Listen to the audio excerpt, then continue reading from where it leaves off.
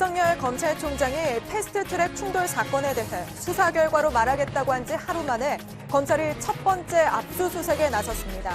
검찰은 국회 방송을 압수수색해 당시 국회 내부 곳곳을 중계한 원본 영상 대부분을 확보했습니다. 동양대 표창장을 위조한 혐의를 받는 조국 전 장관의 부인 정경심 교수에 대한 재판이 시작됐습니다. 첫 공판 준비 기일부터 검찰과 정 교수 측은 수사 기록 제공 문제를 놓고 공방을 벌였습니다. 다음 주 일본을 방문하는 이낙연 총리가 아베 총리를 만나 문재인 대통령의 친서를 전달합니다.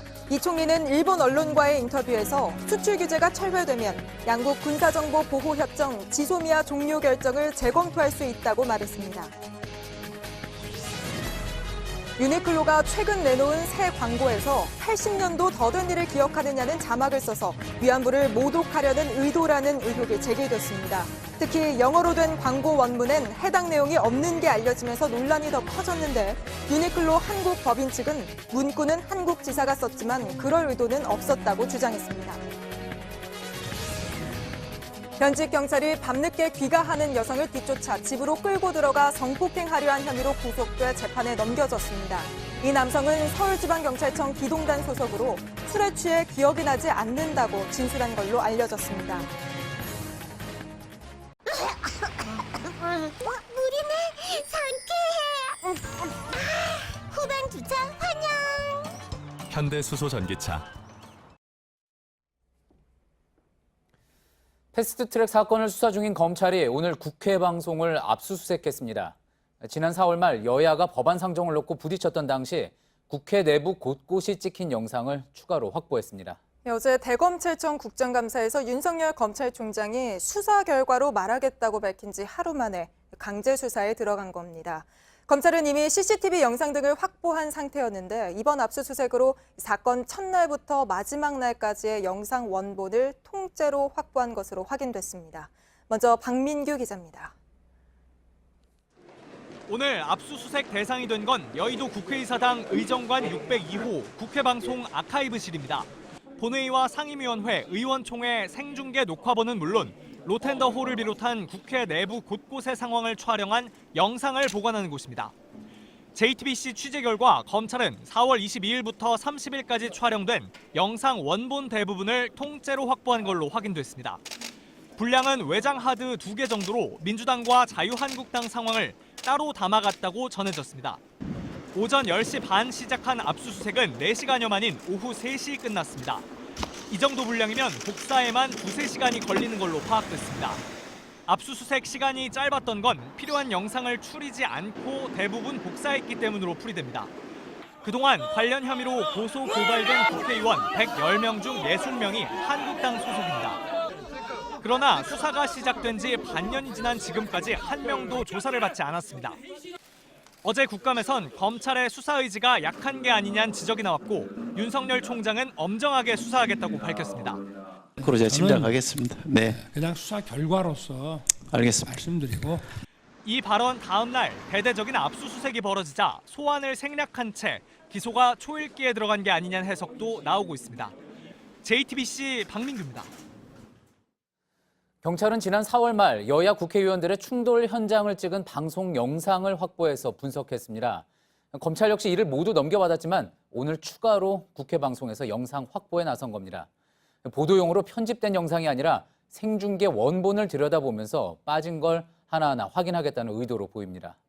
결국 의원들을 소환하지 않고 기소하는 수순이라는 해석도 나옵니다. 최규진 기자입니다.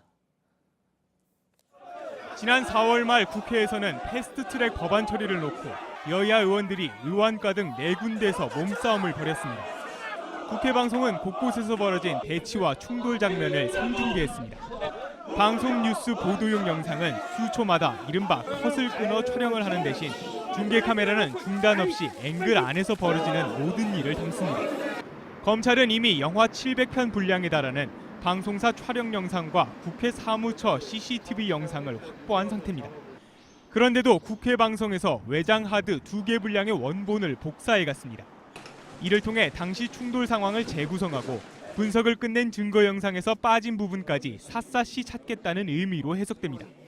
자유한국당이 검찰 소환에 끝까지 불응할 상황에 대비해 증거를 보강하기 위한 차원이란 겁니다. 윤석열 검찰총장도 어제 국감에서 국회 회기 중 국회의원을 강제 소환하는 것은 어려운 일이 아니겠냐고 밝혔습니다. 검찰이 목표로 한 연말까지 수사를 마무리 지으려면 남은 시간이 많지 않습니다. 한국당 의원들에 대한 일괄 기소 가능성이 꾸준하게 거론되는 이유입니다. 검찰은 소환 조사에 불응하더라도 혐의를 입증할 만한 객관적인 자료를 보강해 조사 없이도 재판에 넘길 수 있다고 밝혔습니다. JTBC 유진입니다. 자유한국당은 오늘 검찰의 국회 방송 압수수색을 여당에 대한 보여주기라고 평가절하했습니다. 검찰 출석에는 여전히 응하지 않기로 했습니다. 나경원 원내대표는 국정감사가 끝나야만 출석이 가능하다는 입장입니다. 임소라 기자입니다. 한국당은 검찰의 압수수색을 헐리우드 액션이라고 규정했습니다. 이미 공개된 방송사 영상 자료가 많은데 굳이 국회 방송 자료를 확보해야 할 이유가 없다는 주장입니다. 고발된 한 의원은 여당 진영을 향한 보여주기식 압수수색이라고 말했습니다. 한국당 의원들은 앞으로도 검찰 출석에 응하지 않기로 했습니다. 책임자를 자처한 나경원 원내대표도 당장은 출석이 어렵다는 입장입니다. 국정감사 마치면 제가 알아서 수사받겠다고 이미 말씀드렸습니다. 그런데 정기국회 중에 동료 의원 잡아가라는 국회의원 정말 다만 내부적으로는 국회 방송 압수수색에 나서며 적극적인 모습을 띠는 검찰이 어떻게 나올지 주시하는 분위기도 있습니다. 더불어민주당은 한국당 의원들에게 검찰에 출석하라고 거듭 강조했습니다. 국감장에서 숨어서 셀프 변론을 하지 말고 소환 대상자 모두 검찰에 즉시 출두하시기 바랍니다. 누구도 법 위에 군림할 수 없습니다. 검찰에 대해서도 적극적인 수사를 주문했습니다. JTBC 임소라입니다. 조국 전 법무부 장관이 물러난 이후 차기 법무장관으로 전해철 의원이 유력하다는 이야기가 여권 내부에서 꾸준히 나오고 있습니다. 앞서 이와 관련해 전 의원은 총선을 준비하겠다며 선을 그었습니다. 그런데 오늘은 문재인 정부의 성공을 위해 필요한 역할이 있다면 피하지 않겠다며 좀 다른 입장을 내놨습니다. 허진 기자입니다. 더불어민주당 전해철 의원은 오늘 기자들과 만나 차기 법무부 장관 내정설과 관련한 입장을 밝혔습니다. 실제로 검찰개혁을 포함해서 문재인 정부 성공이 중요하고 또 그런 과정에서 제가 해야 될 역할이라면 제가 어떻게 피할 수가 있겠습니까? 당에서 역할을 하고 싶다면서도 사실상 장관직을 수용할 가능성도 열어둔 겁니다. 총선을 준비하는 걸로 정리했다던 사흘 전 발언과는 분위기가 달랐습니다. 전 의원은 노무현 정부 청와대 민정수석 출신으로 문재인 대통령의 측근으로 불립니다. 당내에서도 전 의원이 유력하다는 말이 나왔습니다. 전체적으로 국회 내에서 보면은 전해철 의원이 법무장관으로 적입니다. 이렇게들 얘기를 하고 있습니다. 여권 핵심 관계자는 차기 법무부 장관으로 현역 의원이 유력하다며 전해철 의원을 포함해 복수 인사에 대한 검증 절차에 들어갔다고 밝혔습니다. 청와대는 신중한 모습을 보였습니다. 정해진 게 없습니다. 그렇다고 해서 서둘러서 그냥 막 빨리빨리에만 초점을 맞출 수도 없는 거고요. 또다시 인사청문회 과정에서 논란이 커지면 국정 운영에 부담이 되는 만큼 청와대로선 인사검증에 상당한 공을 들일 것으로 보입니다. JTBC 허진입니다. 예, 청와대 입장에서는 검찰개혁을 계속 또 진행해야 하는 만큼 후임 인선이 중요하고 또 늦출 수 없는 그런 상황입니다. 청와대 취재기자 연결해서 자세한 이야기 들어보겠습니다. 안희근 기자, 후임 법무부 장관 인사는 언제쯤 결론이 나올 것 같습니까? 네, 인사는 대통령의 구상 결심과 직결된 부분이기 때문에 유동적인 부분이 많은데요. 청와대는 현재 후보 추천을 받고 있는 단계라고 말했고 한 관계자는 복수의 후보들을 보고 있다고 했습니다. 다른 핵심 관계자는 일단은 조국 전 장관이 마련한 검찰 개혁안을 잘 시행하는 데 초점을 두고 있다고 말했는데 후임 인선보다 검찰 개혁안 시행에 좀 더 무게를 둬 당장 다음 주에 인사가 있을 것 같진 않습니다. 예. 자, 아무튼 이렇게 법무부 장관 인선은 진행이 되고 있는 상황이고요. 또 이낙연 총리나 다른 장관들도 내년 총선 앞두고 사퇴할 수 있다는 이야기 나오지 않았습니까? 후임자를 함께 찾게 될까요? 네, 청와대 핵심 관계자는 법무부 장관만 원포인트로 인사를 할 것이라고 했습니다. 이를 감안하면 총리 인사 등 개각은 연말쯤으로 미룰 가능성이 큽니다. 현재 내각에서 총선 출마설이 있는 국무위원은 이낙연 총리와 홍남기 부총리, 유은혜 부총리, 김현미 국토부 장관 등인데 이들의 내년 총선 출마 가능성, 인사청문회를 무난히 통과할 후임 인선 등을 복합적으로 검토해야 하기 때문에 바로 이뤄지긴 어려워 보입니다. 예. 그리고 어제 리얼미터 조사에서는 문 대통령 지지율이 전주에 비해서 4.1%포인트 올라 45.5%인 걸로 나왔는데 오늘 갤럽 여론조사에서는 좀 다른 결과가 나왔군요. 네, 취임 후 처음으로 40% 선이 무너져 39%를 기록했는데 지난주보다도 긍정평가는 4%포인트가 빠졌고요. 부정평가는 2%포인트가 늘었습니다. 이번 주 초 조 전 장관이 사퇴하긴 했지만 부정적인 여파가 여전히 미친 걸로 보이고요. 이번 주 중 우리 축구대표팀의 평양 원정 경기 때 북한이 보여준 비협조적인 태도도 일부 영향을 미친 것이란 분석도 나옵니다. 조 전 장관의 사퇴를 놓고는 잘된 일이란 반응이 64%, 잘못된 일이란 반응이 26%로 나타났습니다. 예. 자, 청와대는 혹시 이와 관련해서 입장이 있었습니까? 네, 청와대 핵심 관계자는 지지율 하락과 관련해 국정 운영은 시기가 지나서 평가를 받는 부분이라며 일희일비하지 않겠다는 반응을 보였습니다. 하지만 내부적으로 조 전 장관 문제로 떨어진 지지율 회복에 신경을 쓰는 분위기인데 이 때문에 당분간은 정치적 논란이 큰 이슈보다는 민생과 경제 등 정책 분야를 좀 더 강조할 것으로 보입니다. 예, 잘 들었습니다. 청와대에서 안익은 기자였습니다. 조국 전 법무부 장관 부인 정경심 동양대 교수에 대한 재판이 시작됐습니다. 검찰 수사가 계속되고 있는 가운데 먼저 1차로 재판에 넘겨진 동양대 표창장 위조 혐의에 대한 재판이 열린 겁니다. 오늘 법정에선 그동안 검찰이 수사가 계속되고 있다는 이유로 정 교수 측에 넘기지 않은 사건 기록에 대한 날선 공방이 이어졌습니다. 송우영 기자입니다. 검찰은 정경심 교수를 기소하고도 변호인 측에 사건 기록을 보여주지 않고 있는 이유에 대해 수사 보안 때문이라고 설명합니다. 기록이 공개되면 진행 중인 공범 등의 수사에 중대한 장애가 발생할 수 있다는 주장입니다. 형사소송법상 검찰은 증거인멸이나 수사 장애가 우려될 경우 수사 자료를 변호인에 제공하지 않을 수 있습니다. 하지만 정 교수 측은 재판을 준비할 수 없다고 반발해왔습니다. 변호인들은 재판에 넘겨진 지 40여일이 지났는데 계속 수사 중이라며 기록을 주지 않는 건 방어권 행사를 방해하는 거라고 주장했습니다. 또 수사 중인 자료를 달라는 게 아니라 기소할 당시 이미 조사됐던 부분을 달라고 하는 거라고 밝혔습니다. 사건을 맡은 서울중앙지법 형사 29부는 변호인 측에 이어 검찰의 일정 연기 요청에도 오늘 첫 공판 준비 기일을 진행했습니다. 재판부는 우선 2주일 안에 진술인들의 실명이 담긴 사건 기록 목록을 변호인들에게 제공하라고 검찰에 요구했습니다. 수사 기록 전체를 넘겨줄지는 다시 양측의 의견을 듣고 결정하기로 했습니다. 다음 재판은 11월 15일에 열릴 예정입니다. JTBC 송우영입니다. 네, 정경심 교수의 의료자료 제출하는 문제를 놓고도 검찰과 정 교수 측의 신경전이 이어지고 있는데요. 정 교수에 대한 수사 이어지고 있는 서울중앙지검 연결해 보겠습니다. 이도성 기자, 정 교수 측은 뇌종양과 뇌경색 판정을 받았다고 밝혔는데 뇌수막염 진단을 받았다. 이런 보도도 오늘 나왔습니다. 이건 검찰과 정 교수 측 모두 사실이 아니라고 했다고요? 네, 정 교수 측 변호인은 즉시 뇌수막염 진단 보도는 사실이 아니라는 자료를 냈습니다.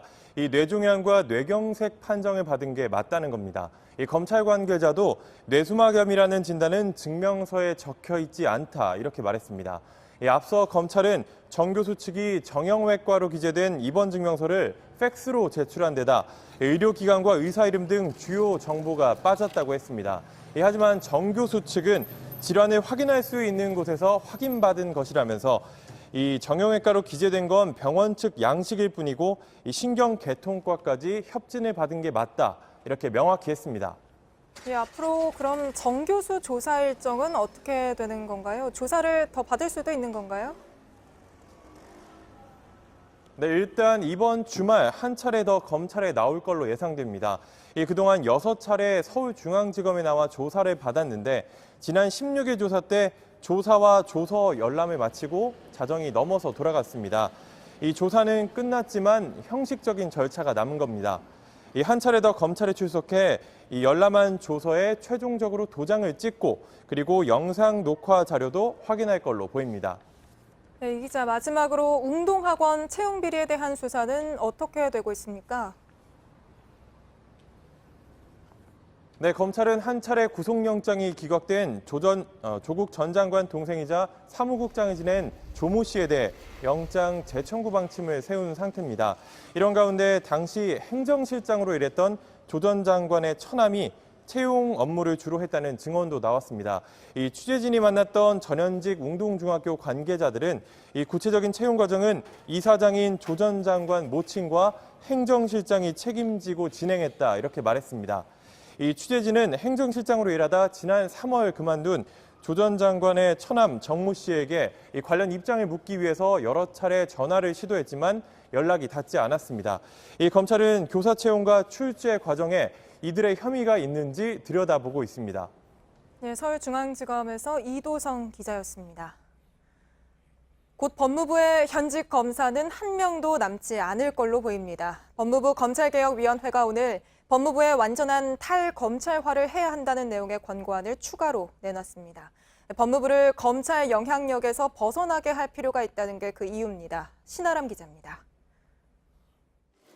법무부의 탈검찰화는 조국 전 법무부 장관이 지난 8일 연내 추진과제로 밝힌 주제입니다. 조 전 장관은 지난달 당정협의에서 검사장이 맡고 있는 두 자리를 지목하기도 했습니다. 장차관을 보좌하는 기획조정실장과 법무부의 인사와 조직, 예산을 총괄하는 검찰국장입니다.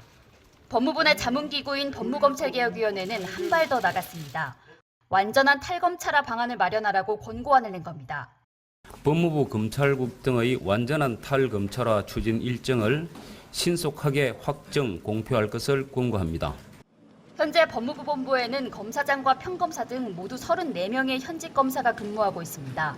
특히 엘리트 코스로 꼽혀온 법무부 검찰국장과 소속 과장, 직원 모두 검찰로 돌려보내야 검찰 조직에 대한 셀프 인사를 방지할 수 있다는 겁니다.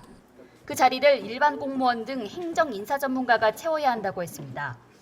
개혁위는 대통령령 등에 나와 있는 직제를 바꾸고 내년 인사 때까지 이런 방안을 반영하라고 권고했습니다. JTBC 신아람입니다. 내일 광화문에선 자유한국당이 주도하는 장외 집회가 열립니다. 한때 정당이 여론 분열을 부추긴다는 지적이 있자 지난 9일에는 당 차원에선 집회에 참여하지 않았었는데 이번엔 아예 각 지역 당협에 공문을 보내 당원들 참여 숫자까지 할당했습니다. 강희연 기자입니다. 한국당이 내일 집회를 앞두고 각 지역 당협위원회에 보낸 공문입니다. 공문엔 국회의원인 당협위원장은 400명, 의원이 아닌 당협위원장은 300명을 모아달라고 나와 있습니다. 국회의원실 보좌진은 모두 나와야 한다고도 했습니다. 인증사진도 첨부하라고 했습니다. 집회 전과 중간 그리고 끝나고 난 뒤까지 따로 찍어야 합니다.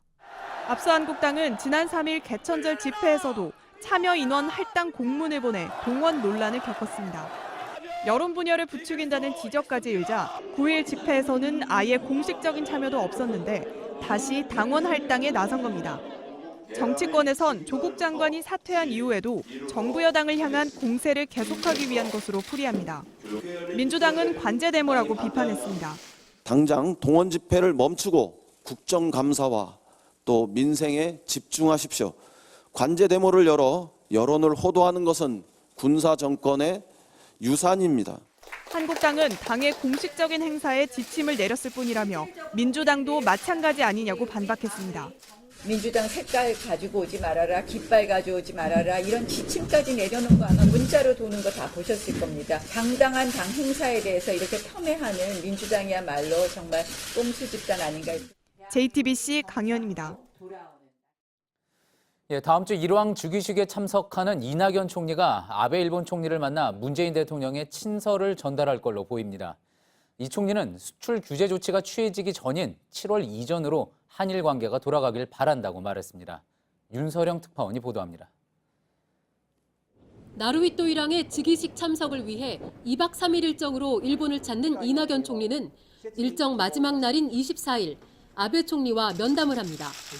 시간은 15분 안팎으로 예상되는데 이 총리는 이 자리에서 아베 총리에게 문재인 대통령의 친서를 전달합니다.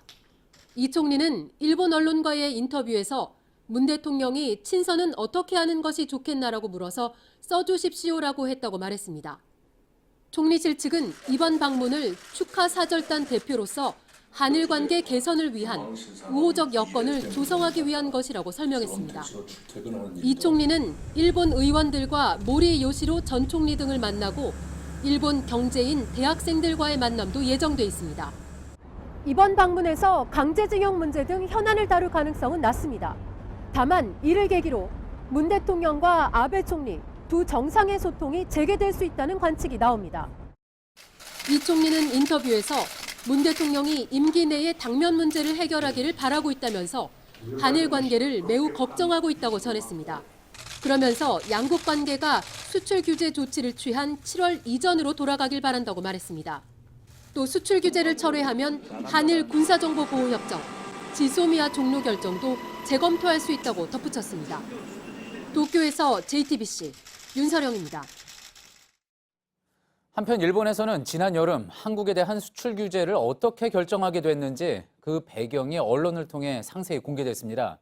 G20 정상회의를 일주일 정도 앞두고 총리 관저에서 회의가 열렸는데 여기에서 핵심 참모들이 싸움은 첫 한 방이 중요하다며 밀어붙였다고 아사히 신문이 보도했습니다. 김혜미 기자입니다.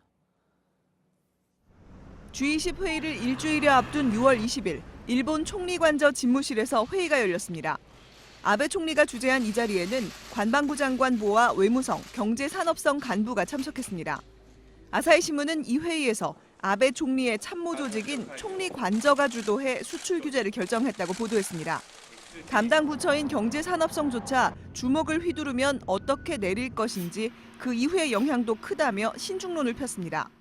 하지만 총리 관저 측은 그렇게 해도 한국은 아프지도 가렵지도 않다면서 싸움은 첫 한 방을 어떻게 때리는지가 중요하다. 일본 여론은 따라오게 돼 있다며 밀어붙였다는 겁니다. 이날 회의 내용은 철저히 비밀에 붙여졌고 G20 정상회의가 끝난 후 참의원 선거전이 시작되기 직전인 7월 1일 발표됐습니다. G20에 참석한 다른 정상들의 비판을 피하면서 선거에서의 효과는 극대화하기 위한 시점을 고른 것이라고 신문은 전했습니다. JTBC 김혜미입니다. 일본 아베 내각의 현직 장관이 또 야스쿠니 신사를 참배했습니다. 다카이치 사나의 일본 총무상은 오늘 오전 야스쿠니 신사를 찾았습니다. 어제 에토 세이치 북방영토 담당상에 이어 현직 장관 중 두 번째입니다. 일본의 여야 국회의원 98명도 오늘 오전 야스쿠니 신사를 집단으로 참배했습니다. 일본의 의류 브랜드 유니클로가 새 방송 광고에서 논란을 일으켰습니다. 한국어 자막에 위안부 피해자들을 조롱하는 듯한 내용이 담겼다는 이야기가 나오면서 온라인에선 불매운동을 새로 시작하다는 이야기도 나왔습니다. 유니클로 측은 위안부 비하 의도는 전혀 없었다고 해명했습니다. 하예빈 기자입니다. 90대 여성과 10대 소녀가 함께 등장합니다. 팔짱을 낀 채 나란히 서서 대화를 나눕니다. 문제가 된 건 마지막 부분의 자막입니다. How did you used to dress when you were my age? Oh my God, I can't remember that far back. 원래 대화 내용에는 없는 80년도 더 된이라는 표현이 한국어 자막에 추가된 겁니다. 같은 광고의 일본어 자막엔 이런 내용이 포함되어 있지 않습니다. 한국어 자막은 유니클로 한국법인이 추가한 걸로 확인됐습니다. 즉각 위안부를 비하하는 의도가 있다고 지적이 나왔습니다. 1939년에는 강제 총동원령이 내려졌던 그런 시기이기 때문에 광고 전문가 굉장히 많은 신경을 쓰거든요. 80년이라는 부분을 유독 한국 광고에만 넣었다라는 거는 유니클로 한국법인은 비난이 거세지자 입장문을 냈습니다. 두 광고 모델의 나이 차이를 직관적으로 알 수 있게 하려고 숫자를 넣었다고 설명했습니다. 그러면서도 이게 왜 논란이 되는지 이해할 수 없다고 했습니다. 조금 오해를 저희는 잘 이해는 안 되지만 전혀 그런 생각을 하실 수 있는 거가 정말 대단한. 하지만 온라인에선 비난이 점점 더 거세지고 있습니다. 유니클로 한국법인은 위안부 비하 의도가 없었던 만큼 해당 광고를 수정할 계획은 없다는 입장입니다. JTBC 하혜빈입니다. 아베 일본 총리가 호르무즈 해협에 자위대를 파견하는 방안을 검토하라고 지시했습니다. 사실상 파병을 공식화한 겁니다. 우리 군이 파병 여부를 결정하는 데에도 영향을 줄 걸로 보입니다. 김태영 기자입니다. 일본 정부가 이란 호르무즈 해협에 자위대를 파견하기로 방침을 세우고 본격적인 검토에 착수했습니다. 일본 스가 관방장관은 아베 총리의 지시로 호르무즈 해협에 자위대를 파견하는 방안을 검토 중이라고 밝혔습니다. 앞서 교도통신은 아베 총리가 오늘 열린 국가안전보장회의 강요회의에서 호르무즈 해협 주변에 자위대를 파견하는 것을 구체적으로 검토하라고 지시했다고 보도했습니다. 다만 미국이 요청한 호르무즈 해협 호위 연합체에 참가하는 대신 독자적으로 자위대를 파견하는 쪽으로 가닥을 잡은 것으로 전해졌습니다. 이란과의 관계를 고려한 것이라고 현지 언론들은 전했습니다. 이에 따라 일본 정부는 현지 정세를 파악하면서 함정과 초계기 등 동원할 수 있는 전력과 자위대 파견에 필요한 법적 절차 등을 검토할 것으로 예상됩니다. 앞서 우리 정부도 호르무즈 해협을 지나다니는 우리 상선 보호의 필요성을 언급하며 파병에 대비해 내부적으로 준비를 해왔습니다. 추가 파병 대신 아덴만에 나가 있는 청해부대의 작전 반경을 넓히는 방안이 유력하게 거론되고 있습니다. JTBC 김태영입니다. 네, 어제 제주의 명상원에서 50대 남성이 숨진 채 발견됐다는 소식 전해드렸죠. 경찰이 숨진 지 한 달도 더 지나 발견된 이 시신을 부검해봤더니 신체 일부가 알코올 등으로 보존 처리돼 있었습니다. 경찰은 시신에 누가 왜 이런 기괴한 일을 했는지 수사 중입니다. 최충일 기자입니다. 어지럽게 널린 유지, 곳곳에 놓인 제습제와 진공청소기, 방바닥에는 핏자국이 선명합니다. 57살 김모 씨가 숨진 채 누워있던 곳으로 추정되는 명상원 3층 내부입니다. 경찰은 김 씨 시신을 발견한 다음 날 부검했습니다. 특별한 외상은 없었지만 특이한 점이 있었습니다. 경찰 관계자는 명상원 관계자들이 시신에 보존 조치를 해뒀었다면서 때문에 시신이 방치된 기간에 비해 부패가 많이 진행되지 않았다고 말했습니다. 경찰은 또 명상원 관계자들이 김 씨 시신을 매일 알코올로 꼼꼼하게 닦았다고 전했습니다. 그러나 명상원 원장 홍모 씨는 경찰에 체포되던 순간 김 씨는 죽은 게 아니라 명상에 빠진 상태라고 주장했습니다. 경찰은 숨진 사람을 명상 중이라 한 홍 씨의 말에 주목하고 있습니다. 추가 피해자가 있을 수 있다는 겁니다. 경찰은 경찰 특공대와 수색견을 동원해 일대를 수색했지만 아직 특이점은 발견하지 못했습니다. 또 명상원 회원들에게 모두 연락해 과거 수상한 사건이 있었는지도 조사 중입니다. 법원은 오늘 원장 홍모 씨에 대해 사체 은닉 등의 혐의로 구속영장을 발부했습니다. JTBC 최충일입니다. 지난 5월 서울 신림동에서 일어났던 것과 비슷한 성폭력 사건이 또 벌어졌습니다. 30대 남성이 귀가하는 여성을 뒤쫓아 집으로 끌고 들어가 성폭행하려고 했던 건데 붙잡고 보니 현직 경찰이었습니다. 김지성 기자입니다. 지난달 11일 밤 귀가 중인 20대 여성을 한 남성이 쫓아갔습니다. 건물 안까지 따라 들어간 남성은 여성을 붙잡고 집 안으로 끌고 들어가려 했습니다. 여성이 소리를 지르며 저항하자 남성은 도망쳤습니다. 이 남성은 20여일 뒤인 지난 3일 붙잡혔습니다. 경찰은 당시 장면이 찍힌 CCTV에서 용의자를 특정하고 동선을 추적해 검거했습니다. 그런데 신분증을 확인해보니 서울지방경찰청 기동단 소속 A경사, 현직 경찰이었습니다. 범행 뒤에도 정상 출근하며 집회 시위 현장에서 계속 근무했던 것으로 드러났습니다. A경사는 성폭행하려는 의사는 없었고 심하게 취해 기억이 나지 않는다며 범행을 부인한 걸로 알려졌습니다. 경찰은 A경사를 주거침 및 강간미수 혐의를 적용해 검찰에 넘겼습니다. 피해자가 성폭행을 당할 뻔했다고 신고했고 여성을 붙잡고 집 안으로 들어가려던 행위 자체가 성폭행을 시도한 걸로 볼 수 있다는 겁니다. 그러나 검찰의 판단은 달랐습니다.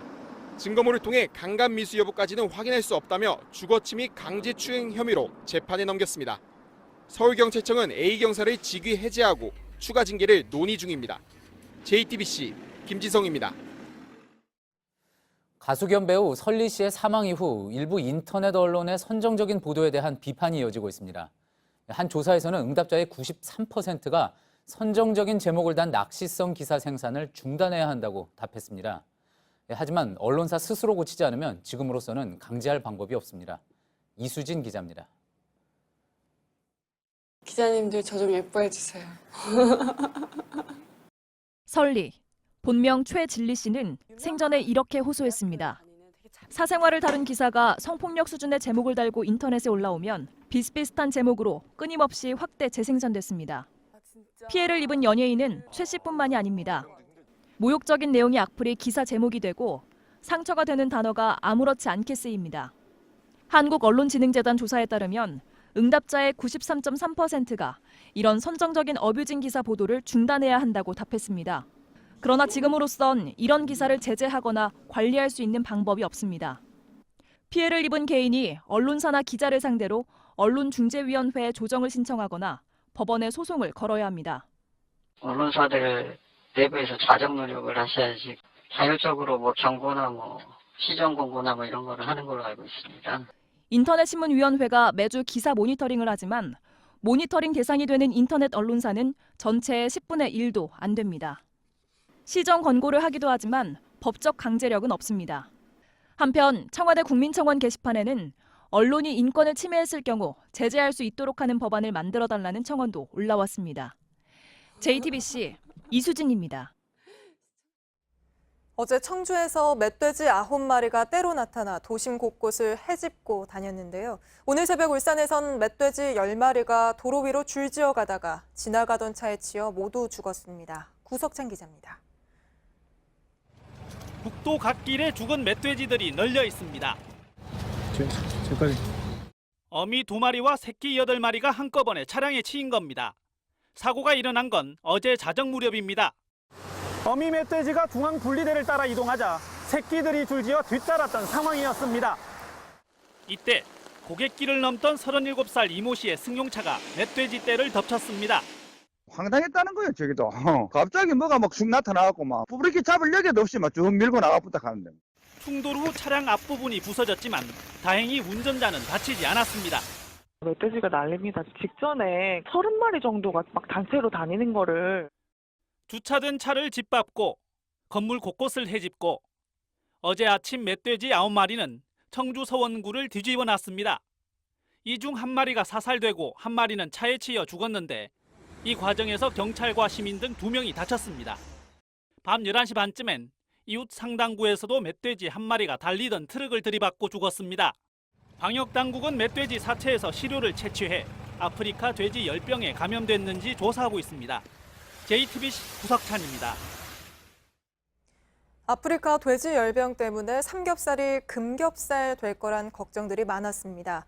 그런데 잠깐 치솟았을 뿐 최근 뚝뚝 떨어져서 지금은 도매값이 킬로그램당 3,000원도 안 됩니다. 돼지 열병이 사람에겐 영향이 없다는 걸 알아도 선뜻 손이 가진 않는다는 건데 마트에선 돼지고기 할인 행사가 한창입니다. 정재우 기자입니다. 돼지열병이 처음 발생했을 땐 돼지고기 가격이 치솟았습니다. 공급이 달리게 되는 만큼 금겹살이 될 거란 걱정도 많았습니다. 하지만 값이 뚝뚝 떨어지더니 이제는 절반 수준입니다. 도매값이 킬로그램당 3,000원도 안 됩니다. 1년 전과 비교해도 값이 뚝 떨어졌습니다. 찾는 사람도 적습니다. 한 대형마트의 경우 소고기는 1년 전보다 매출이 30% 넘게 올랐는데 돼지고기는 16.6% 떨어졌습니다. 얼른 손이 좀 잘 안 가는 편이에요. 지금은 좀 안 먹고 싶은데요. 사람에게는 영향이 없다는 걸 알지만 선뜻 손이 가지 않는다는 겁니다. 돼지고기 가격이 떨어지면 이를 기준으로 하는 정부 보상금도 줄어듭니다. 정부는 경기도 연천과 강원도 일부에서 돼지를 사들여서 없애려고 하는데 농민들이 동의를 미루고 있습니다. 돼지고기 소비를 늘리기 위해 대형마트에선 할인 행사가 한창입니다. 일단 살 때 한 번은 머뭇거리게 되는 것 같아요. 혹시나 좀 그러지 않을까. 근데 또 막상 와보니까 또 가격이 좀 떨어져 있기도 하고. JTBC 정재우입니다. 검찰이 종합편성 채널인 MBN 본사를 압수수색했습니다. MBN은 2011년 말 종합편성 채널이 출범할 때 승인 요건을 갖추기 위해 자본금을 편법으로 모으고 회계장부를 사실과 다르게 작성한 의혹을 받고 있습니다. 여성국 기자입니다. 금융감독원은 지난 8월 종합편성 채널 MBN에 대한 회계 조사를 벌인 끝에 외부 감사에 관한 법률 위반 혐의를 포착했습니다. 금감원은 이후 금융위원회 산하 증권선물위원회에 MBN 경영진을 검찰 고발할 것을 건의했습니다. 증선위는 지난 16일 MBN의 분식회계 혐의에 대해 심의했지만 아직 결론은 내리지 못한 상태입니다. 이런 가운데 서울중앙지검 공정거래조사부가 오늘 MBN 본사를 압수수색했습니다. 검찰은 정식 고발이 있었던 것은 아니며 수사 의뢰를 받은 것이라고 설명했습니다. 하지만 누가 수사를 의뢰했는지는 밝히지 않았습니다. MBN은 2011년 12월 종합편성 채널로 출범할 당시 승인 요건인 최소 자본금 3천억 원을 채우는 과정에서 장부를 조작했다는 의심을 받고 있습니다. 회사가 임직원들에게 600억 원을 대출받게 해준 뒤 이 돈으로 회사 주식을 사도록 했다는 의혹입니다. 또 사실상 회사 빚은 이 대출금을 2016년까지 회계장부에서 누락시켰습니다. 종편 재승인 업무를 맡은 방송통신위원회도 이런 의혹에 대한 조사를 벌이고 있습니다. 방통위는 실제와 다른 이름의 주주가 있는지 등을 확인하기 위해 MBN으로부터 연도별 주주 명부 등 자료를 제출받았습니다. MBN은 내년 11월 종합편성 채널 재승인을 앞두고 있습니다. JTBC 여성국입니다. 외교부는 지난 여름부터 국민들이 해외여행을 하다가 위급한 상황이 발생했을 때 도움을 받을 수 있는 모바일 애플리케이션을 만들어서 운영하고 있습니다. 그런데 여기 포함된 지도에 독도가 다케시마로 표기되어 있는 사실이 JTBC 취재 결과 확인됐습니다. 지난해에도 독도가 리앙쿠르 암초로 표기된 지도를 써서 지적을 받았었죠. 박현주 기자입니다. 외교부가 지난 7월부터 출시한 해외 안전여행 국민외교 애플리케이션입니다. 우리 국민이 해외에서 위급한 상황에 처하면 자신의 위치를 알릴 수 있고 가장 가까운 공간도 찾아줍니다.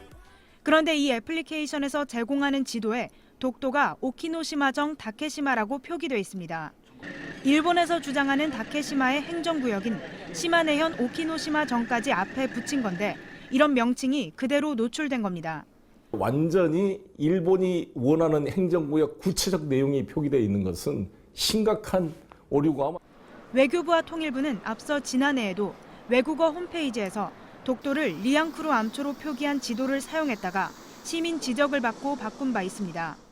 다른 공공기관에서도 비슷한 문제가 계속되자 지난달 문재인 대통령은 독도와 동해를 잘못 표기한 공공기관들에 대해 엄중 경고했습니다.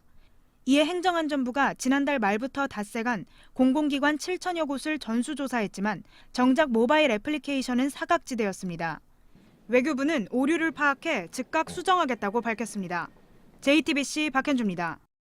지난해 서울 아현동 지하통신고에서 불이 나 일부 도심 기능이 마비됐었죠.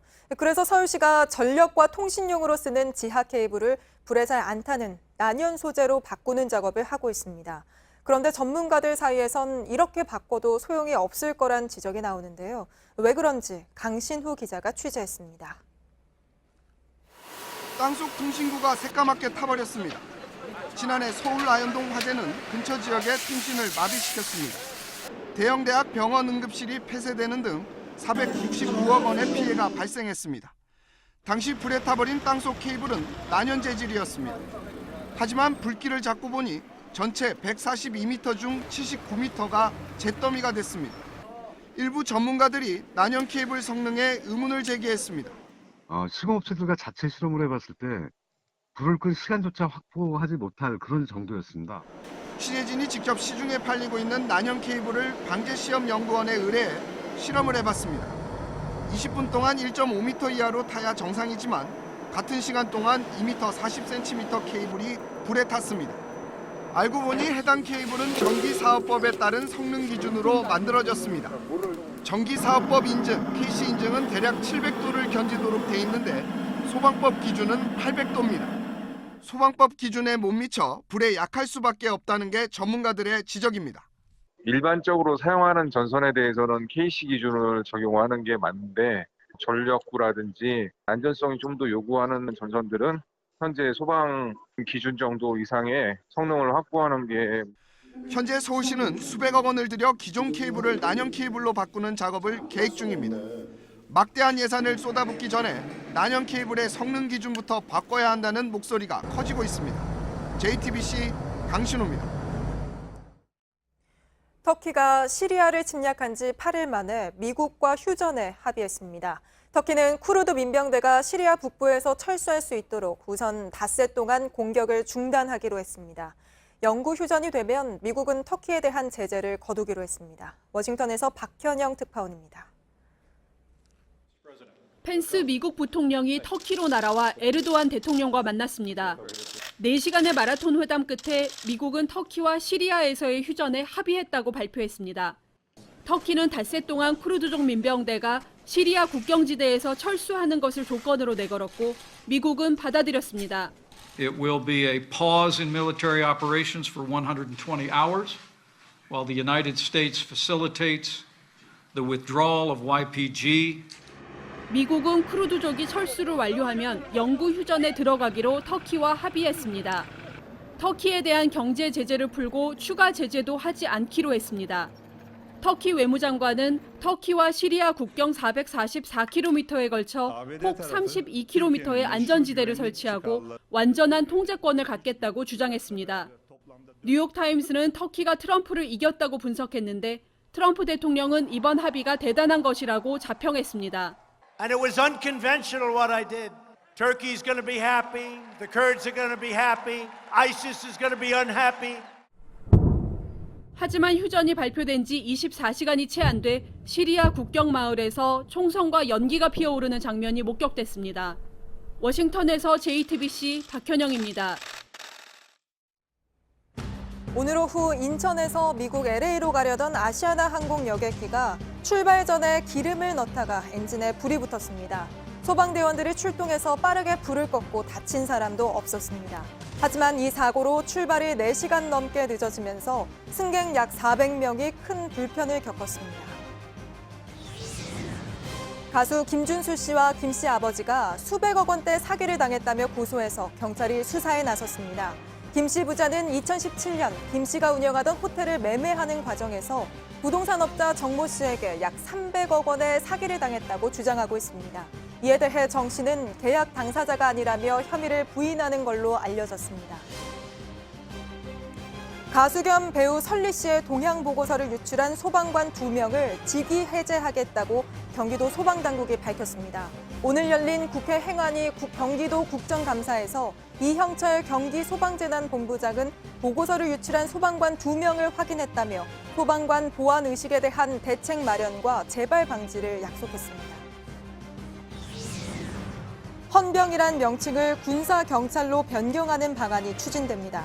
군은 앞서 이 명칭이 일제강점기 시절 일본군 헌병을 연상시킬 수 있다는 지적이 나오자 지난해부터 명칭 변경을 검토해온 바 있습니다. 군은 또 영창제도 폐지 역시 계속 추진한다는 방침입니다.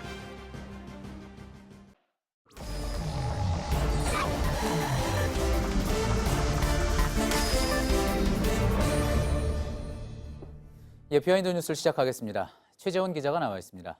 최 기자, 첫 번째 키워드 볼까요? 네, 첫 번째 키워드는 쿨에 대한 오해, 물음표를 붙였습니다. 예, 어떤 이야기인지 알 것 같습니다. 네, 어제 대검찰청 국정감사 윤석열 검찰총장의 발언들이 많이 보도가 됐죠. 그중에 화제가 됐던 발언 하나 가져왔습니다. 직접 들어보시죠. 예.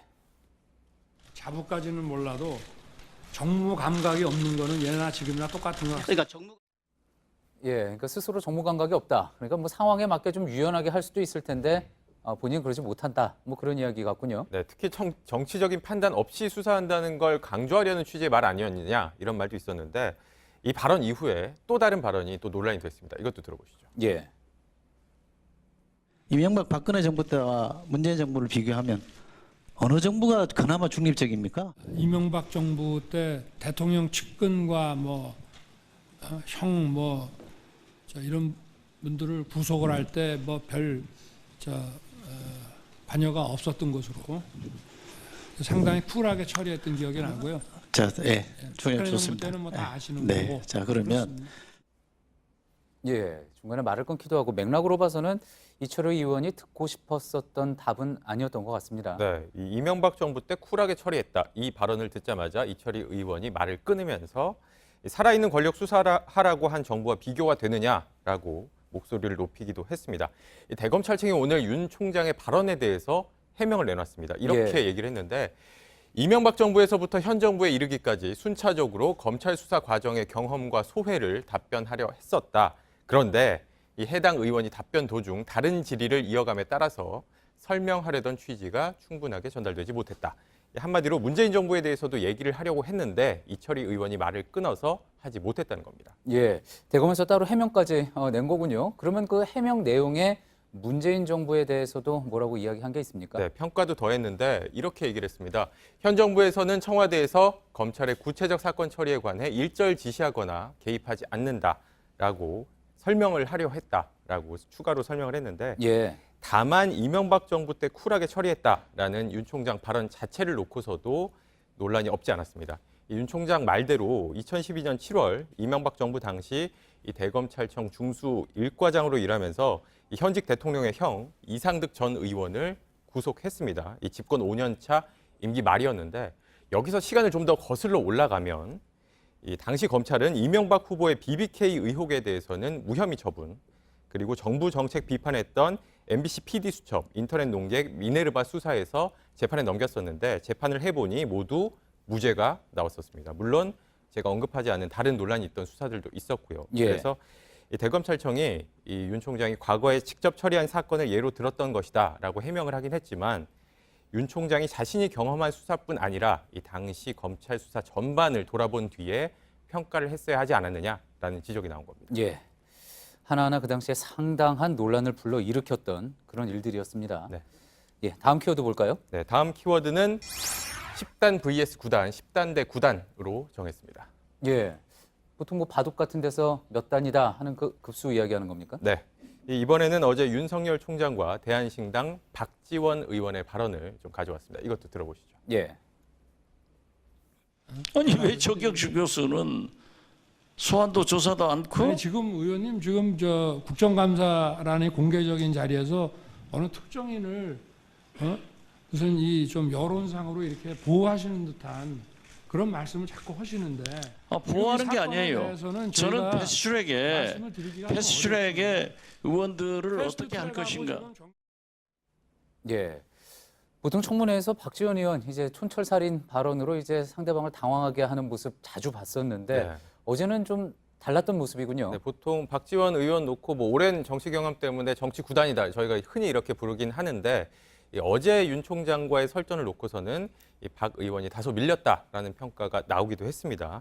오늘 박 의원 본인이 한 라디오 방송에 출연을 해서 스스로 평가를 내놨는데 이것도 목소리를 들어보시죠. 예. 역시 박지원은 정치 구단이고 윤석열 총장은 검사 10단이더라고요. 정치 구단, 검사 10단 누가 더 높습니까? 거기가 높죠. 자, 그럼 제가 졌지만은 지셨어요? 전략적으로 져준 거죠. 아, 예. 자, 그러니까 진 거는 인정하지만 전략적으로 그러니까 일부러 져준 거다. 네. 그런 이야기군요. 그런데 또 발언을 또 이어서 들어보면 전략적으로 져준 건데 따지고 보면 이긴 거다라는 취지로 얘기를 더했습니다. 박 의원은 윤 총장의 답변을 들으면서 정경심 교수처럼 한국당 패스트트랙 의원들도 기소하겠구나라는 뜻으로 받아들였다라면서 그래서 결과적으로 보면 졌지만 속내로는 이겼다라고 주장을 했습니다. 예. 원래 목적이 윤 총장이 한국당 의원들을 재판에 넘길지 말지 확인하려 했던 것이고 확인을 했다라고 주장을 한 겁니다. 그렇군요. 하지만 이제 뭐 윤 총장이 똑부러지게 기소를 하겠다 뭐 이렇게 확답을 한 것도 아니고요. 결국은 이제 수사를 지켜봐야지 되는 거 아니겠습니까? 네, 수사 결과를 지켜봐야 하는 것이고 박 의원은 여기에 대해서도 만약에 기소를 안 하면 자신이 법사위원이니까 계속 따지겠다라고 발언을 했습니다. 예, 알겠습니다. 여기까지 듣겠습니다. 비하인드 뉴스 최재원 기자였습니다. 내일은 전국이 맑은 가운데 낮과 밤의 온도차가 크겠습니다. 서울은 최저기온 12도, 최고기온 22도로 10도가량이, 많은 곳은 15도까지 일교차가 벌어집니다. 내륙과 강원 산간 지역엔 안개가 짙게 끼는 곳도 있겠습니다. 예, 오늘 뉴스가 끝난 뒤에 소셜 라이브가 있습니다.